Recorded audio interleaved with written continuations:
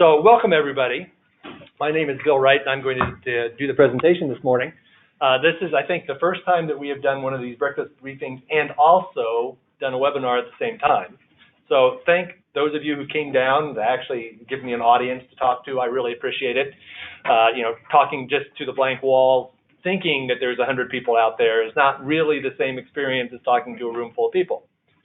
On the other hand, those of you who are online, thank you for joining us. Really appreciate that. This is, I think, a wonderful way to reach out to more people than we could fit into the room here in our office. And I'm sure it makes it more convenient, especially for those of you who are out of state. If you are online and you are having troubles hearing me because I am wandering away from the speaker, please send a chat. We have professionals standing by who will flag me down if I'm doing something wrong in the presentation. We want you all to have a good experience. I also have an entire sheet of logistics to read. Wow. Brace yourselves. Let me briefly address a few logistical issues. In the unlikely event that you are disconnected from the webinar, please reconnect by going back to the same link you initially used to sign into the webinar. We encourage you to ask questions during this presentation. You can submit questions during the presentation using the chat box on the right side of your screen. Those of you who don't have a screen here in the room should raise your hand. We have reserved question and answer time at the end. So presumably those of you who are online will be sending in questions. Our professional staff will be jotting them down and handing them to me so that in the question and answer time we can cover those as well as the questions of anyone here in the room.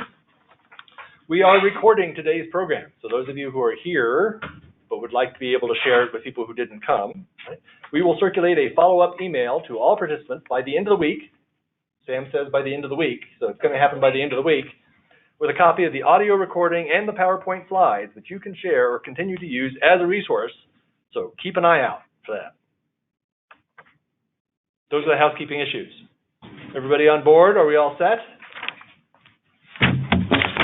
Okay. Well, I hope you're all having a good summer. I'm a little inhibited. I have to stand here by the telephone. I also have a microphone if I need it. Chuck, can you hear me in the back? Yes. Okay. We're doing all right. So if my voice drops and you stop being able to hear me, I will resort to the microphone. But otherwise, one chord more, and I'm really very likely to trip over a cord and fall down. Okay.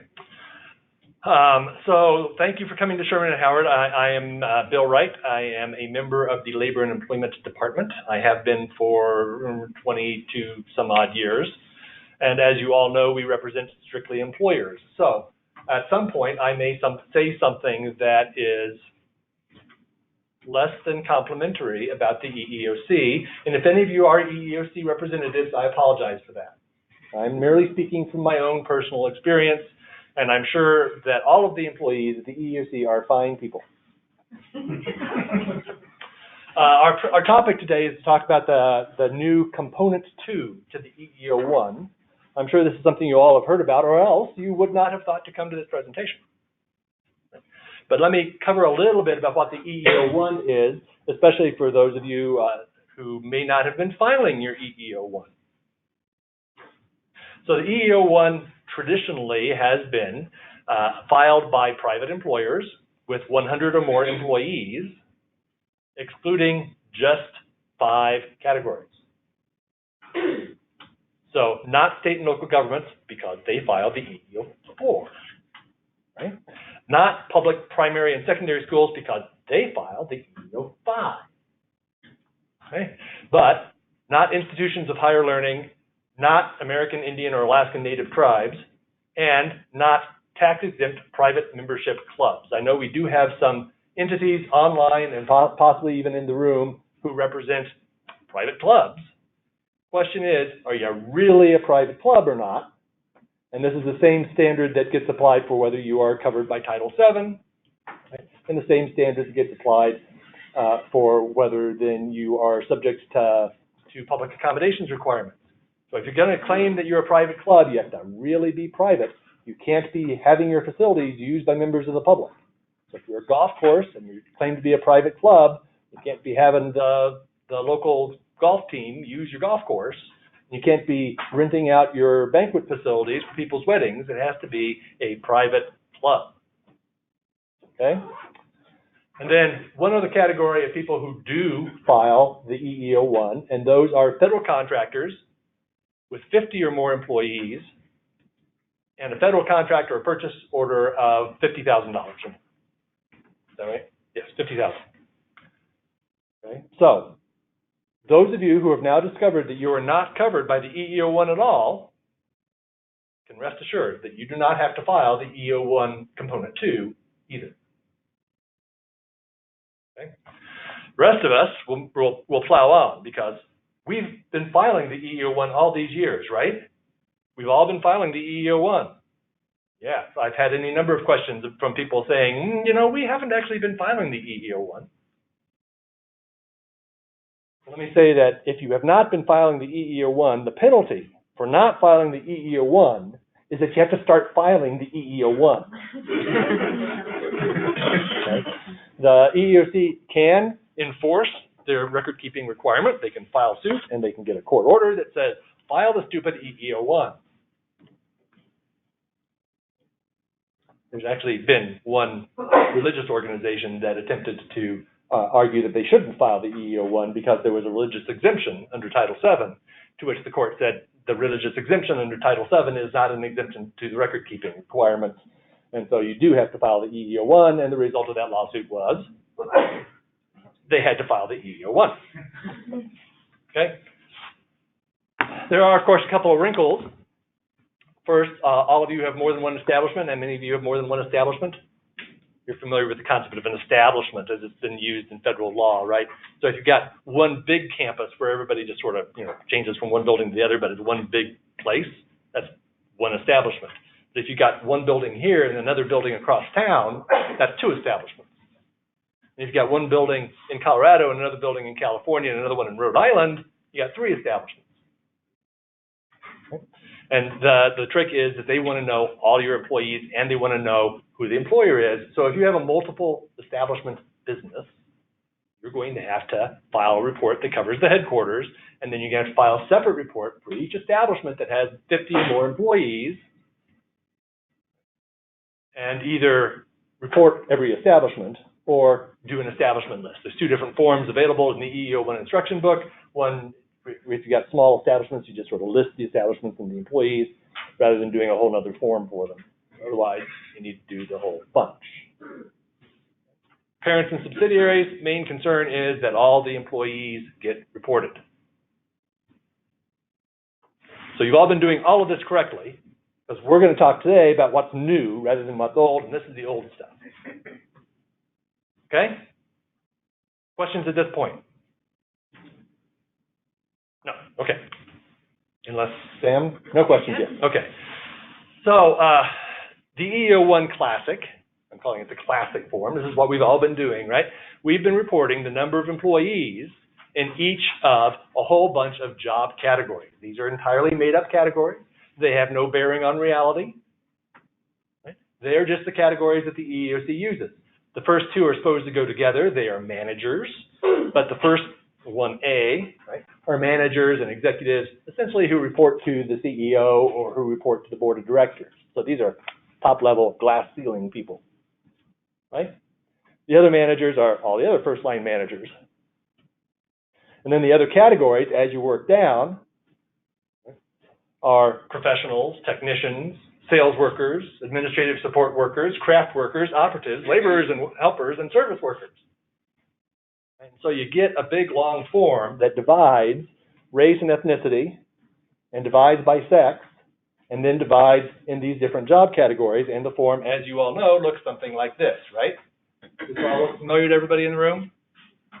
Okay. Notice,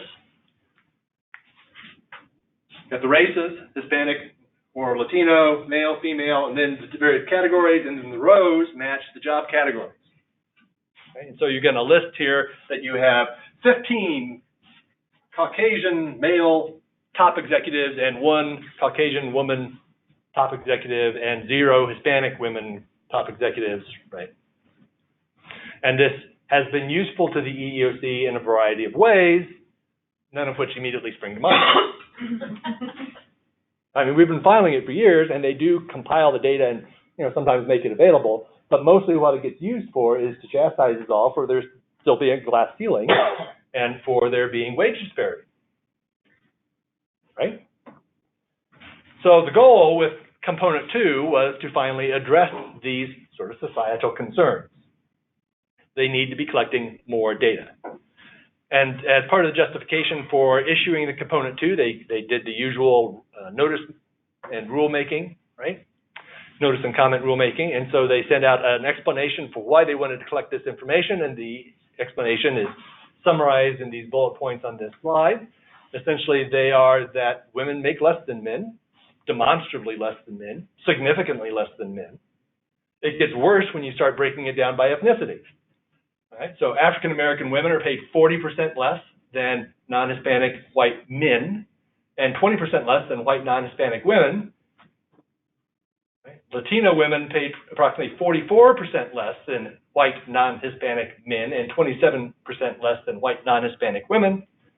Native Hawaiian and Pacific Islanders, 38 and 41% less. Asian American women paid 10% less than white non-Hispanic men. African American men who work full-time and wage and salary jobs at a median weekly salaries of $680 and represented 76% of white men's median weekly earnings, and Hispanic men earned $606, or approximately 69% of white men's median weekly earnings. There's a lot of wage disparity.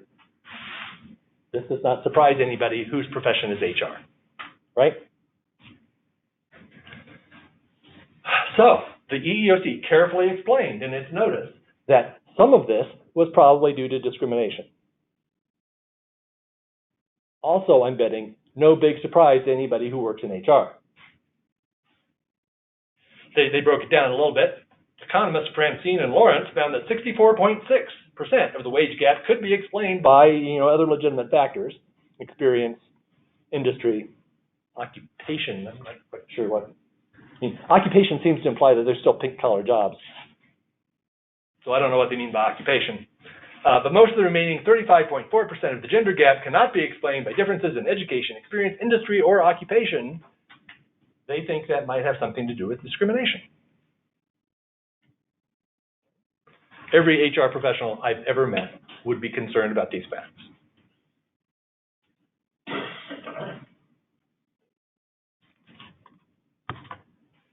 So, the EEOC's plan for addressing this was to start collecting more information. In September, they announced that they're going to start collecting pay data. We're going to talk about what they're going to collect, how we're going to collect it. And that the EEO-1 filers maintain this information as a matter of course. So keep in mind, this is supposed to be easy. We're going to collect information that you already have. I hear expressions of slight disbelief. But yeah, this is supposed to be easy. Easy for you. Information you already have, information you already collect. You can just push a button and generate this information. Okay? And then in 2017, the Office of Management and Budget stopped the process. What happened in 2017? Anybody remember? There was an administration change. Right? So in September 2016, there was one administration, and by August of 2017, there was a different administration. So with the new administration, the OMB said, we think that this process of collecting all the pay data from all the employers of 100 people or more should stop. And we think that because we think the EEOC has misled us with regard to what they're trying to collect. Okay? The original regulation didn't have data file specifications. We didn't know where the commas were going to go in the comma delimited format. Okay? And the data lacked practical utility, are unnecessarily burdensome, and do not adequately address privacy and confidentiality issues, and so they stopped the process. The result of that was a lawsuit. Because I'm a lawyer, and all of my stories involve a lawsuit. So there was a lawsuit starting in November, a bunch of nonprofits who were interested in collecting this data and eliminating pay disparity, right, sued the OMB, saying that this was arbitrary and capricious. And the OMB moved to dismiss the lawsuit, and it sat in the courts until March of 2019. So the reason this is suddenly coming out of the blue is because it's been on the books for 3 years, and has been sitting there dead in the water in a courthouse. But in March of 2019, 1 year after the EEOC planned to start collecting this data, right, the court ruled that the OMB, in fact, was being arbitrary and capricious. That the EEOC had told us they were going to specify how the files should be submitted, and that was, entirely consistent with what was happening.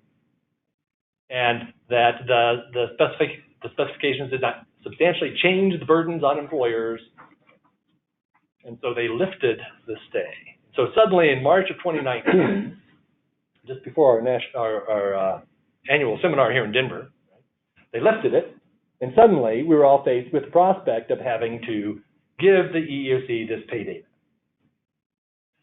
The EEOC initially said to the court, by the way, this isn't so easy, we're not sure how we're going to do it. We'd like a year or so to get our arms around it, and the court was not amused and suggested that they start collecting it immediately. And so the EEOC is collecting it as immediately as they could arrange, and that means they're starting in July. And also, they are collecting both data for 2017 and data for 2018. Okay, so you got twice the work to start with than you're going to have in any of the subsequent years. You got to do it twice.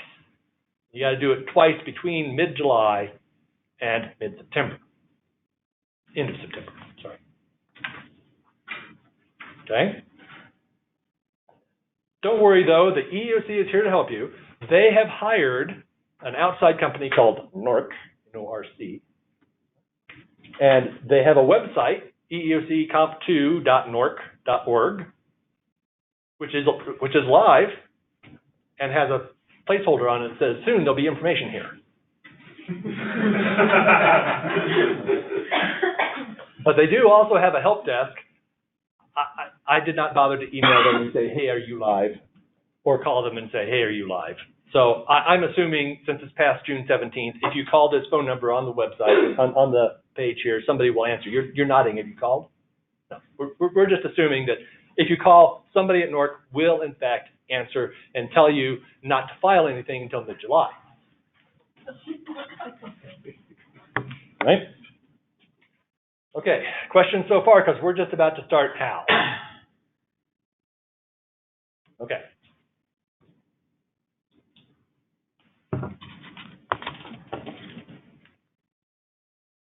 I'm sorry, I lied.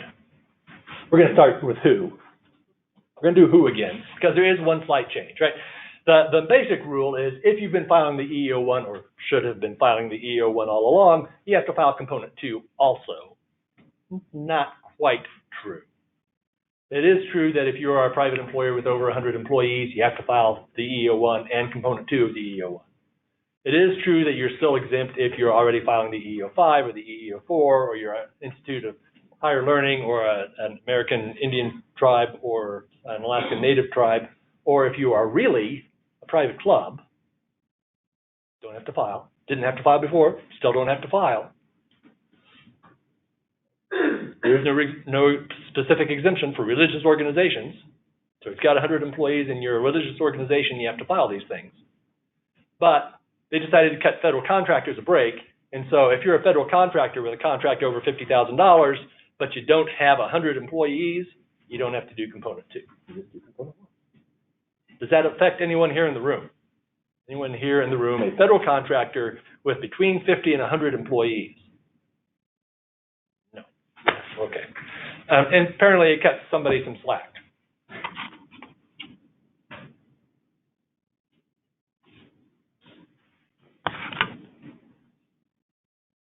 And there's the exclusion, so we'll skip past that. Okay, so what are we going to collect?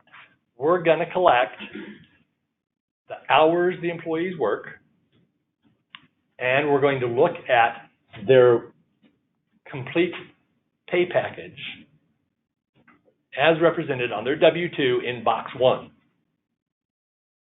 Because Box 1 includes a whole bunch of things. You know, it includes bonuses and other kinds of commissions and so on. So it's a pretty comprehensive picture of what the cash compensation is. It may not include all the benefits that you might roll out, but it is a big number. It's kind of the big number on the W-2. That's the one they want to collect. Okay. They call this a comprehensive measure of pay. And they say it is easily accessible for you. After all, you are printing the W-2s, right? So the data is there somewhere. And then you're going to break down the hours, and you're going to break down the pay data by race and ethnicity, job category, and pay band. Pay band is new, right? Yes? On component one, we're to select a week out of the Yes. year. So is this for 17 and 18, all employees who received a W-2? No.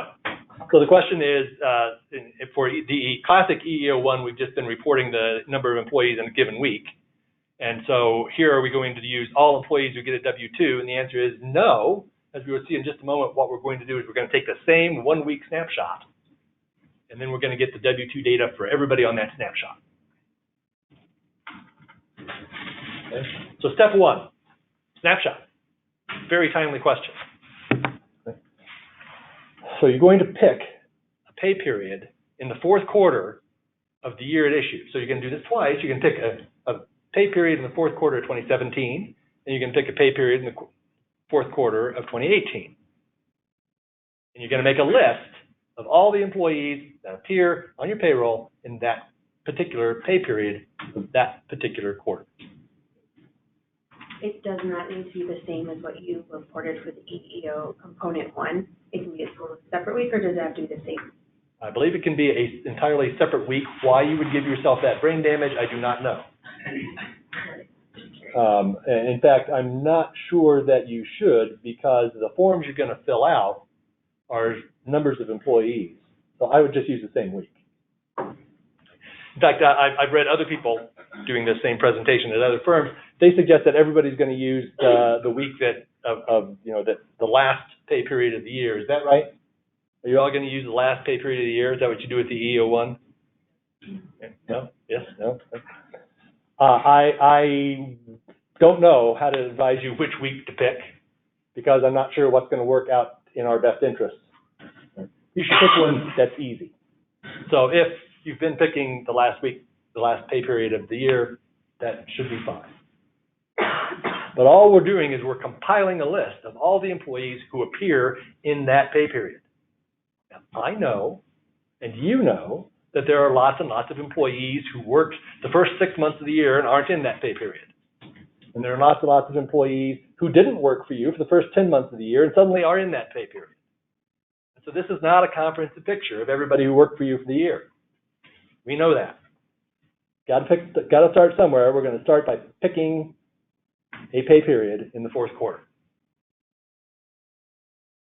We're going to make a list of all the employees who appear on that. And then we're going to start collecting data that goes with it. We need the W-2 box 1 data for the employees on that list. So you can't just use your printout at the end of the year unless that matches the pay period that you are selecting in the fourth quarter. You're going to print a whole bunch of W-2s from people who left you in Zoom. So you can't just print all the W-2s and then match them. You got to match the ones that are in that particular snapshot. Okay? And then next, we're going to figure out the annual hours worked by the people in the snapshot. Now, I know some of them have worked for 20 minutes, right? But we're going to pick the people in the snapshot and figure out how many hours they worked that year. So you can do this twice. 2 snapshots, 2017, 2018. Right? 2 sets of W-2 data, 2017, 2018. And now 2 different sets of hours, 2017 and 2018. For the non-exempt employees, this is easy, right? Because you all got time clocks and you're recording the number of hours actually worked by all of your non-exempt employees. If not, call one of the Sherman and Howard lawyers, because you need to start collecting data about the hours that are actually worked. Your non-exempt employees, the ones that you are paying on an hourly basis or that are at least entitled to overtime if you're paying them on a piece basis or a book basis or one of the other bases, you should be tracking their hours actually worked so you know you are getting their pay right. You should have that data. the exempt employees, how many of you do not track time worked for exempt employees? Yeah. So this is common. Very seldom do I find an employer who actually collects real time worked for exempt employees. I got to tell you that it would be a good idea to have that data, because if you ever have a misclassification fight with the Department of Labor, the burden's on you to show how many hours somebody you classified as an exempt employee actually works. And also, there are a number of states that have regulations that actually specify you must collect time worked data for exempt employees. Illinois comes to mind because they just updated that 2 years ago, and it was a big to-do. So really, this would be a good time for you to start thinking about how you're going to collect actual time worked for exempt employees. Because otherwise, the hours you're going to report in 2017 and 2018 for your exempt employees is going to be 40 hours a week for the full-time exempt employees and 20 hours a week for any part-time exempt employees. This is one of the weird features of having such a low pay threshold for exempt employees, is that there actually can be part-time exempt employees, right? So 40 hours or 20 hours, and you can appreciate how much of a distortion this is going to be for some of your exempt employees. Like the ones who are working 60-hour weeks and are producing tremendous results for the company and who are getting rewarded for it, their time just disappears in this record keeping. Right? So, you're going to take the snapshot, get your employee list, match the Box 1 W-2 data for the people on that list, match the hours data for the people on that list, and then get ready to fill out the form.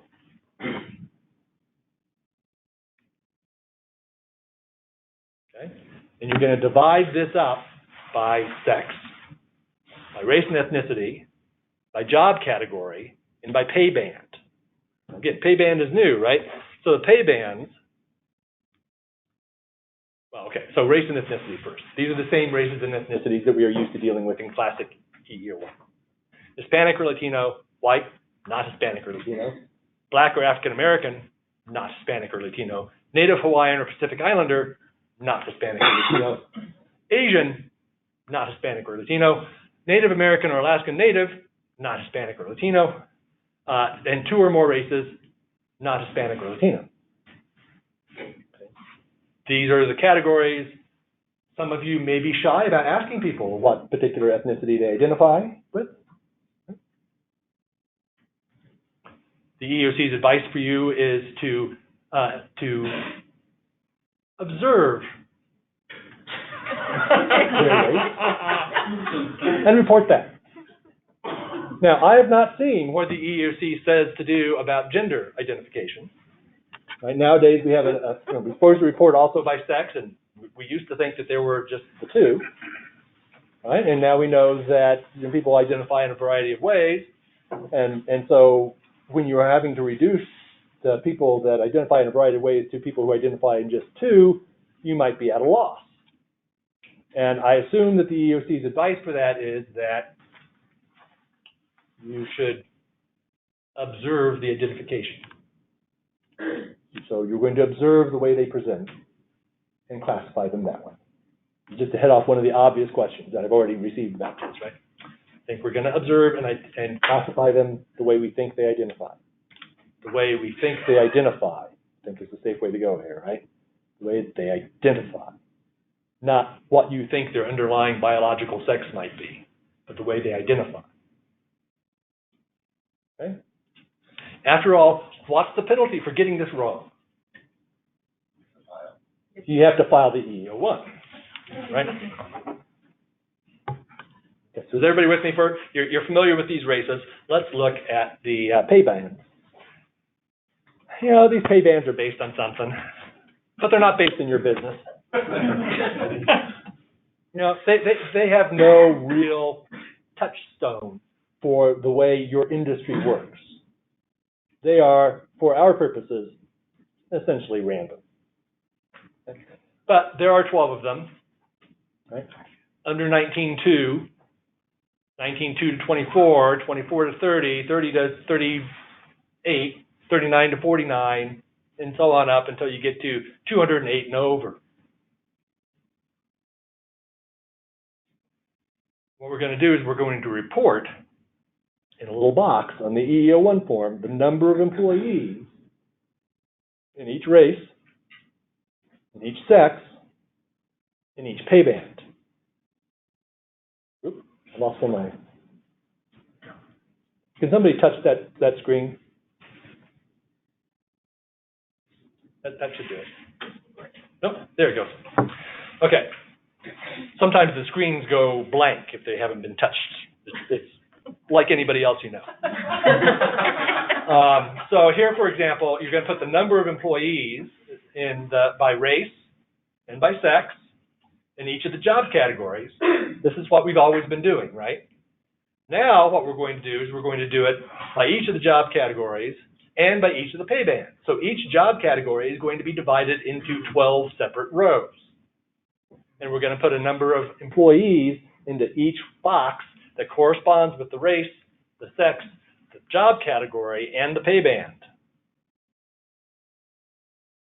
Okay, so instead of having 15 white male executives and 2 white female executives and 0 Hispanic female executives, we're going to have 5 white male executives making over 200,000, 3 white male executives making between 100 and 150. Going to break it down by pay band. This makes sense? Yes. Question. For the pay period, if you have an individual who's only worked 1 month, we just use the W-2 data, or do we figure out what the annual pay for that individual might have been? We're going to use the W-2 data. So that person is going to appear as someone who is an executive making $19,000, even though they've been hired as the CEO.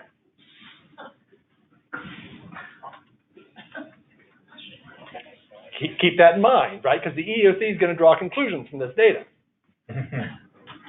How are we doing on time? Okay. So the hours are reported separately then?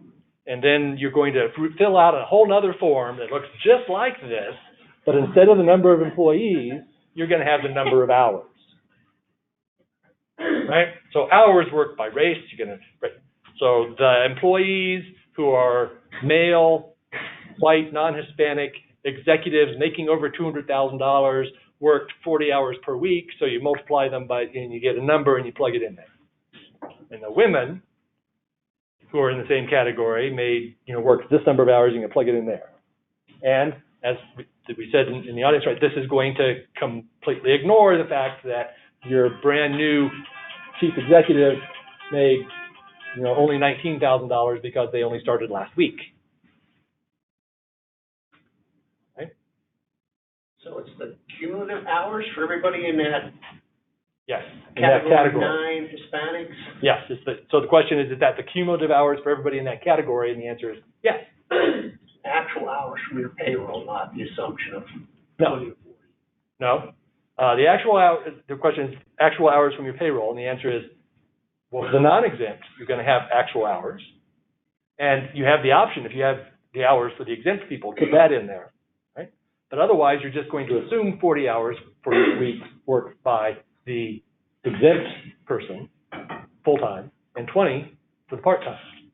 So the data is not an accurate reflection of your exempt employee's work. It's an assumption. Next question. So it's only the number of hours that are in that reported pay period? No, annual. Okay, all right. The question is just the pay period, and the answer is no, annual. Okay. So you're going to collect the annual pay from the W-2, and you're going to collect the annual hours worked, except that if you've got exempt employees and you don't have time records, you're going to assume 40 and 20 for full-time and part-time exempt employees. Yes, ma'am. What if you have a mix for your exempt employees, like where you know some of their actual hours, like say employees in one department, but in another department don't know their actual hours? Can you report 40 for the ones you don't know and actual hours worked for the ones you do? The question is that if you've got some some exempt employees and you do know their hours, and some exempt employees where you don't know their hours, can you mix the actual hours reported with the assumed hours? And the answer is yes. Is that going to help the EEOC making the determinations? The fact that some of these people are assumed to be 40 hours and some of them are accurately reported at 55? No. No, it's not. It's not going to help. Right? But your job is to fill out the EEO-1 to the best of your ability, because the penalty for failing to fill out the EEO-1 is you have to fill out the EEO-1. Fair, yes. On that penalty, do they make you go back as far as a certain time, or do they just say, next year you start? I think that the question is, in the penalty, can they make you go back in time? And I think that if the EEOC actually calls you and says, hey, we're not getting your EEO-1 and we'd like you to start, you should do that. And if they say, we'd like you to go back 3 years, you should do that. They're not going to go back farther than 3 years. Among other reasons, because you may not have records. Pay records only go back so far, especially the time worked. Okay, so everybody with me? Okay, so what next? The EEOC is going to use this data as part of their processing of charges. How many of you had to deal with the EEOC in a charge of discrimination? Anybody here who has not had to deal with the EEOC in a charge of discrimination? What the EEOC does, right? They investigate charges of discrimination, and sometimes if they don't think that the charge is a accurate representation of the issue that the employer might be presenting, they can initiate their own charge and investigate that, right? So what the EEOC is going to do is they're going to use this data in the early stages of an investigation. This is key, right?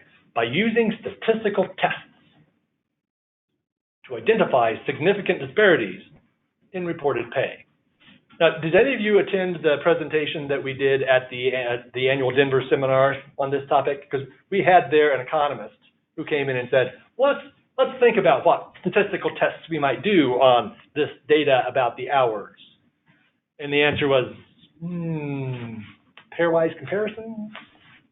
Don't know how you're going to control for the obvious factors of experience, education, right? All those things that the economist listed as explaining away 68% of the pay disparity can't be controlled for on this data, right? But they're going to use statistical tests. Okay? For example, they gave a long, detailed example. I've broken it into bullet points, but this is coming more or less directly from the EEOC justification for what it is they're doing. Okay. First, suppose you got a charging party who alleges lower pay than male colleagues in a similar job. The EEOC's enforcement staff, that's the investigator, will use an analytics tool to generate a report comparing the distribution of the pay of women to that of men in the same EEO-1 job category. That is to say, they've hired a statistician who is going to produce a tool that will allow them to look at your EEO-1 component 2 data and say, this box is bigger than that box. Okay? And then they can control for hours worked. Even if we control for the fact that all the hours worked for the women is lower than the hours worked for the men, there's still a pay disparity. The EEOC might also use statistical tools to determine generally whether there are significant disparities in reported pay in job groups based on race, gender, or ethnicity. They're not going to just look at the particular person who's filed the charge. They can look more generally at how your company is running. Are there disparities in general between your Asian American male employees and your African American male employees and your Caucasian male employees? Caucasian, non-Hispanic, non-Latino, right? EEOC enforcement staff could then compare your distribution of women's pay to competitors in the same market.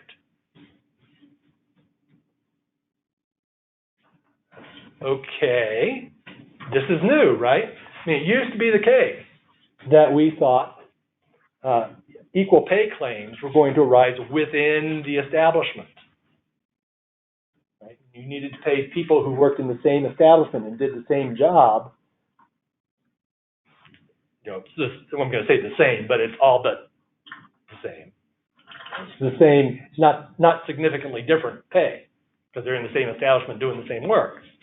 But now, the EEOC is going to look to see how you compare to the people next door in the same market. With the proposed addition of hours worked, we can determine whether the pay disparities are in fact accounted for by the fact that everybody is part-time in the other category. How we compare it in order to determine whether it's an education, experience, seniority, other kinds of factors.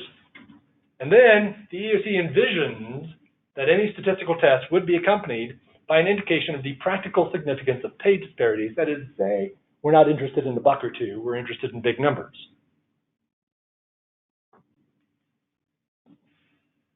Might also assess the EEO-1 pay data to compare statistics for comparable workers in the census. As I say, outside of your market, outside of your industry, are you one of those employers who's just completely off base for, you know, the section of the country you're in? So once they've concluded this kind of statistical analysis, then they can decide how they will focus the investigation. This is all happening at the early stages. Charge comes in, they say, oh, this has a pay element. Let's see what the EEO-1 says. They crank out the statistical test, and it says, hey, you, like every other employer in America, are paying women 60% of what men make. So then they can send questions to the employer as part of the investigation that says, please explain why it is that you in particular are paying women 60% of what men make for the same jobs. And the employer then has the opportunity to explain its practices and provide additional data and explain the non-discriminatory reasons for its pay practices and decisions.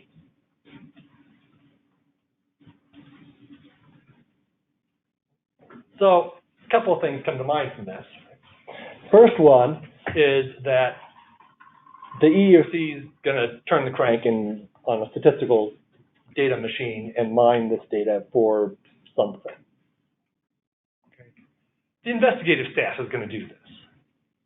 Have you ever dealt with the investigative staff at the EEOC?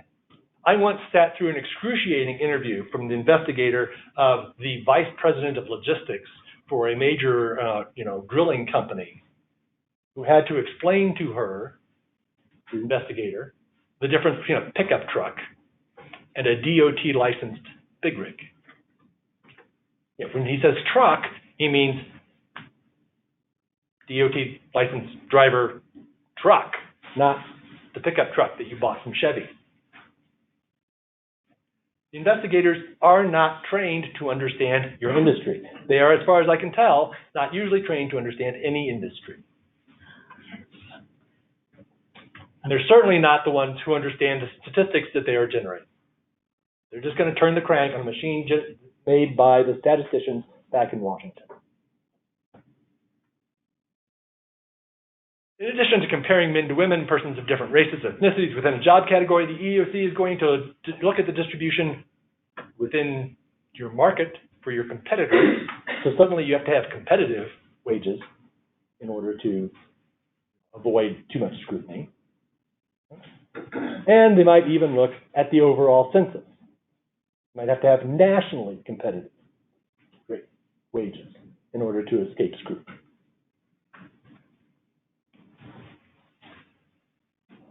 Also, I think this one is key, right? This is another place where the EEOC is reversing the burden of proof in its investigation. Now, we saw this back when they started doing the background checks, and they put the burden on the employer to prove that their use of background checks was not having a disparate impact. Here they go again. Anybody do a Reagan impersonation? So here they go again, reversing the burden of proof, right? It's your job as the employer, as the respondent, to explain to them why it is that you pay people the way you do. They don't have to come in and prove that your pay practice is in fact discriminatory. You have to demonstrate to them that it is not.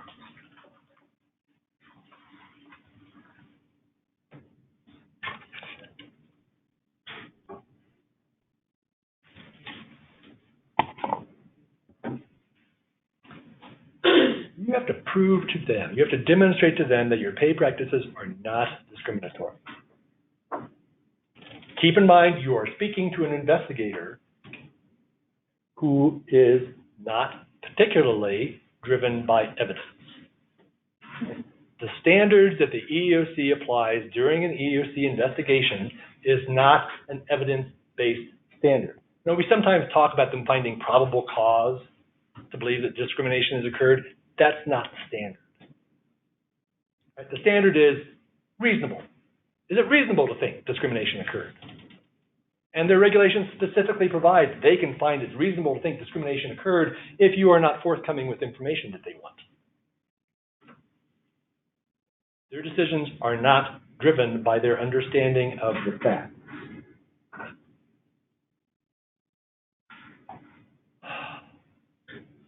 So, how are you going to explain pay inequality between coworkers compared to your competitors, or worse yet, compared to the national market?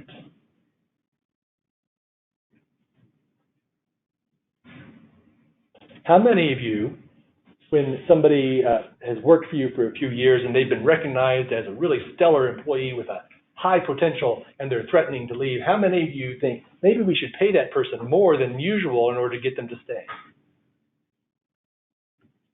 Has it ever happened to anybody? We really want to give them a big bonus so they stay. Now you got to explain that to the EEOC, because that data is going to appear in a very disguised, hidden way on your EEO-1 data. So here's some things that I think that you should do. Right, first of all, try not to panic. Because what's the penalty for failing this? You have to file the EEO-1, right? So do not panic. But it would sure be nice if we had in our hands information that you are going to need. You should have in your hands information that you are going to need, right, to explain your pay system to the EEOC. And so first step of this, I think, is get an attorney, because as you crank through these things, you want this to be covered by attorney-client privilege. The first 3 times you try to explain your particular wage system, it's going to be gibberish. It's going to be self-contradictory. It's going to have premises that go nowhere. You're going to be collecting data on your performance evaluations that aren't in fact used in the wage determination. It's going to be a mess. And you would just as soon not have all of the drafts and all of the first attempts be what you rely on with the EEOC. So I suggest you get an attorney and you do this under the cloak of attorney-client privilege.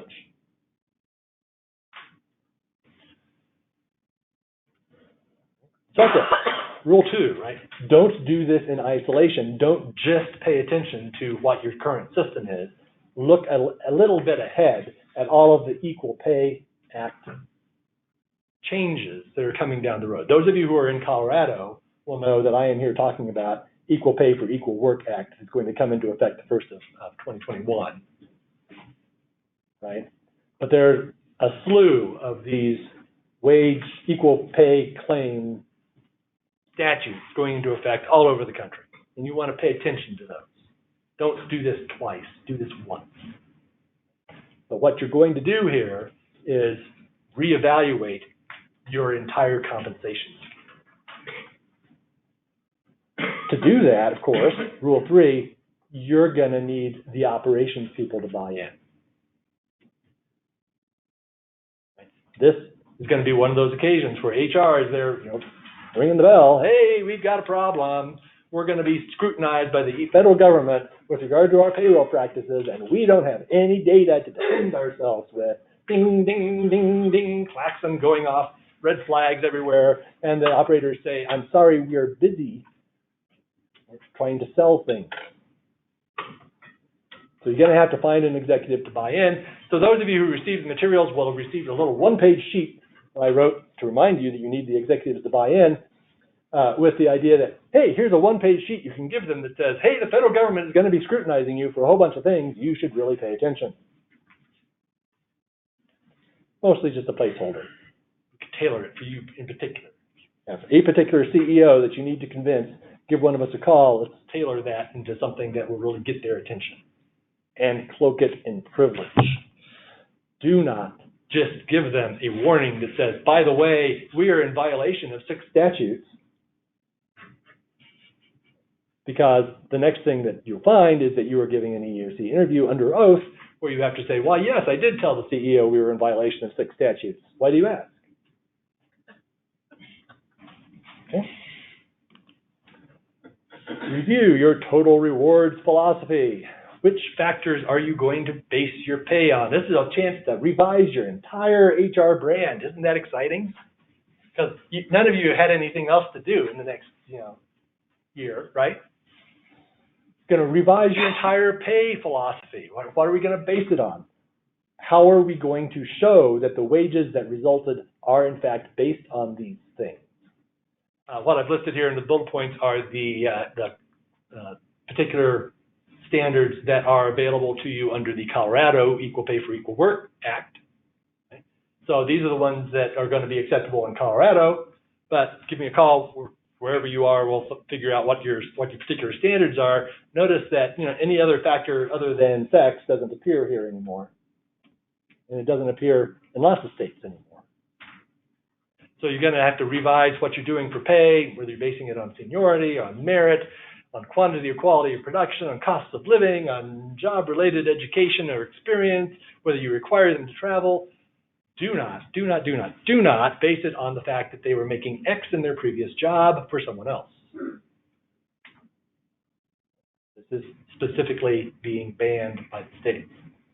And also, I speak from personal experience here, trying to reward unrealized potential is a very difficult sell. I'm not saying it's impossible, but it's a difficult sell. Why do you think that white male is a real star who's going to go places, and you don't think that the other person of color or a different gender identity is?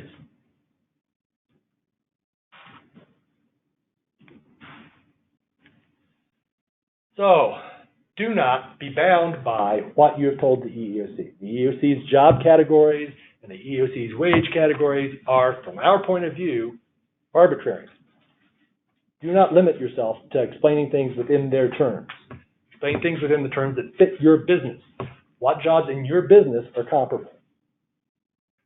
Are those jobs, do they involve equal work? Do they involve equal circumstances? Do they involve equal responsibility? If so, are the people in them being paid equally for the amount of work that they're doing? We can explain to the EEOC that their categories are stupid. We can explain to the EEOC that their pay bands don't match anything. What we can't explain is why our own data about comparable jobs still shows a disparity. So, determine your own comparable jobs, considering the responsibility and everything that goes into the job. How will you show what the responsibilities of the job are? Ultimately, you're going to do it because somebody's going to interview the employees, and the employees are going to say what their responsibilities are. But a first step would be have a job description that says what the responsibilities are and that you can train the employees to. So it's time to revise your job descriptions to match what's actually going on in the particular establishment that we're dealing with.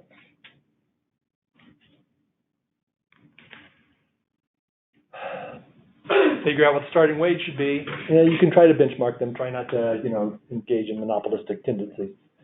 Right? If you use merit to justify wage increases, give some attention to what it is you're evaluating, how you're evaluating it, the training you're giving managers on how to evaluate people. Cast a critical HR eye over those evaluation forms. Make sure they're being done in a consistent manner, and hold managers accountable for doing them. You need the data to show the wage disparities are appropriate.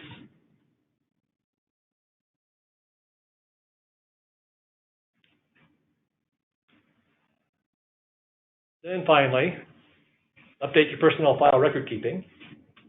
It's fine to know that this particular person is getting paid more because they moved into that job from another senior position, and so they brought in it crucial cross-training that allows you to operate the business on a 24-hour basis, whereas before you were limited by shifts.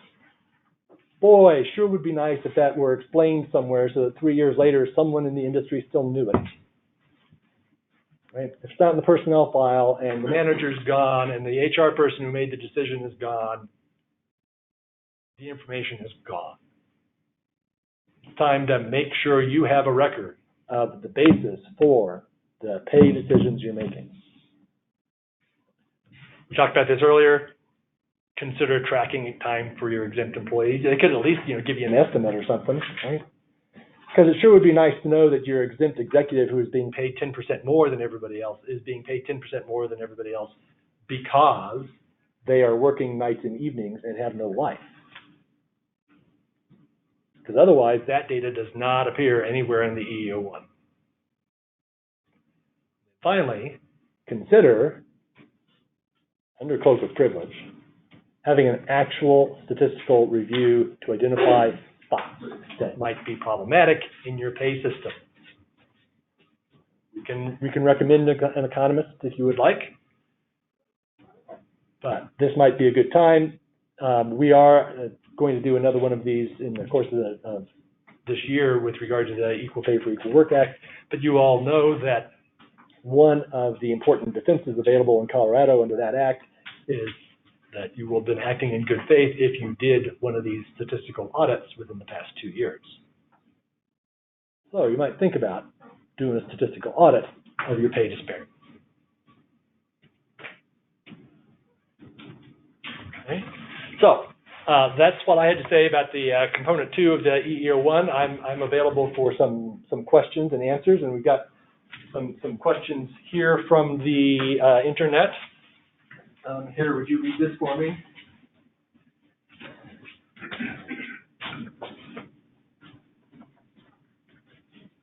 Is there a way for an employer to benchmark itself against competitors for the EEO components? Okay. Question is, how do you benchmark your wages against your competitors for the EEO-1? And the answer is formally not, right? Because if you call up your competitors and say, hey, what are you paying? Somebody is going to accuse you of price fixing, essentially, right? Wage fixing. So what in fact happens? Well, in my experience, what happens is HR people tend to get together at HR professional conferences, and they have, coffee, and they say something informal and hopefully not discoverable. Don't do that. The EEOC is going to be publishing data based on the EEO-1 that they're collecting. There's going to be some professional data that you can use. Otherwise, you're going to hire somebody else to go out and find out for you what that particular benchmark is.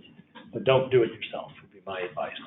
Anybody, we got 1,000 years of HR experience on each table here. So anybody got advice for one of your compatriots on how to do benchmarking appropriately? No. Okay. Cool. Review surveys. Review surveys. Comp surveys. Yeah. So you buy a comp survey, get a third party to do it for you. That's kind of the way to do it. Anybody in the room before we do the next online question? The hours tracked, you said working hours, does that include vacation time, sick time? It includes working hours. The question is, what does the hours report include? And the answer is includes just working hours, which oddly, the EEOC defines using essentially the Portal to Portal Act as the hours that the person spends on site available for work, which doesn't seem to leave you a whole lot of room for talking about people who are remote access in and working from home.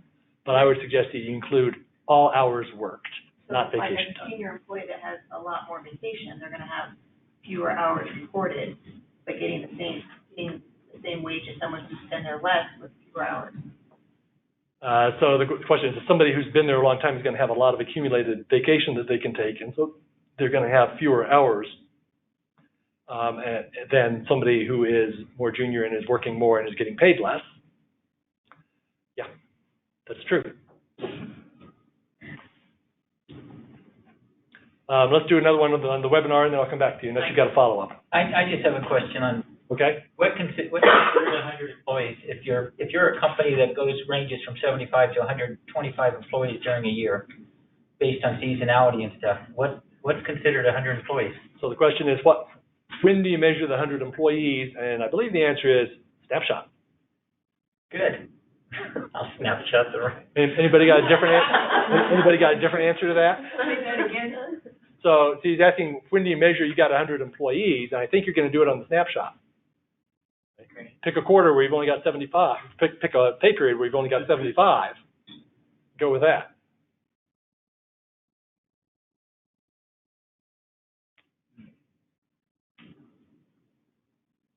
Okay, next. Who's got the next card? Do the pay bands only include base comp, or would variable comp such as bonus, incentives, et cetera, also? The question is, what's included in the pay data? And the answer is everything that gets included in box 1 of the W-2. There's a big long list of things that are included. It's like, 19 different categories of things, but it includes most kinds of cash compensation and even some other taxable benefits, I think. So it's going to include anything that you're paying in cash. Another person in the room before we read the next card? No, we'll read the next card. Are the pay bands based on annualized pay, i.e. assuming 40 hours and adjusting W-2 data, or by actual pay? Pay bands are determined by what's in the box 1 of the W-2, so it's by actual pay. Annualized, obviously, because you're only going to do the W-2 with regard to the entire year's data. So the hours, again, it's going to be actual hours worked with the assumption of 40 or 20 for your exempt employees if you don't have the data, but only for the weeks in which they actually work. So if they didn't join until October, you're only going to have those 3 months of hours worked for them, and their W-2 is going to be correspondingly small. Right? But you're not going to annualize the hours, and you're not going to annualize the pay. You're just going to use what's actually been worked for that employee, where the employees come off the snapshot. Last card. If a company has different full-time bases, for example, 37.5 hours versus 40 hours, should we still report 40 hours per week for exempt employees, assuming we are not tracking the time, the exempt employees? If you are not tracking the time, you should still report 40 hours because that's what the EEOC says. They said 40 and 20. They said, so the question is, what do you do when your full-time worked hours per week are 37 and a half? The answer is report 40 for the exempt employees who work full-time and 20 because that's what the EEOC says to do in their instructions. Alternatively, when the website is up and they've given us a way of submitting questions and so on, we might be able to ask them and get a different answer, but for the moment, I think you should plan to do 40 and 20. Other questions or concerns or comments? Yes, sir. Copy of the wage bands. Where can you get a copy of the wage bands? Yeah. Well, they will be available with the instructions for doing Component 2 in mid-July. And they are currently available in the published regulations that establish the Component 2. So they're also in the slides. If you get the slides, they're in there. Okay. What we got to be sending out the slides to everybody that's attended. We will, Okay. yeah. Got it. Or give me a call and I'll send you the regulation from the Federal Register that has 110 pages, but one block of it are the pay bands.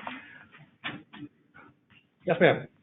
So with the knowledge that white and Asian workers contribute to their 401ks at a higher rate than other groups, and box 1 reflects, the salaries after after those are taken away, the whole point is to show a pay disparity, but if you're reducing the pay of the workers that are more likely to contribute to those things, then how do they explain that disparity by using box 1? Why aren't they using actual pay. So the question is, box one shows a lower paid amount for when employees contribute to their 401K or 403B, KCB, right? Because it gets deducted pre-tax, and so it's a lower number, and so that's another aspect of inaccuracy that is incorporated into the way the EEOC is collecting this data. Yes, that's another aspect of the inaccuracy of the data that the EEOC is collecting. Fortunately, you should have access to information like that, so if they pick out some particular person who seems to be being paid less, you can say, well, that's because they contributed X % to their 401K. The problem is the burden's on you to come up with this information. Black employees contribute less. I mean, that's statistically across the board, we see that. Yep. So it will actually look like they made more than. So the inaccuracy works both ways. You get false positives as well as false negatives. And yes, the pay that they're collecting has all of these drawbacks.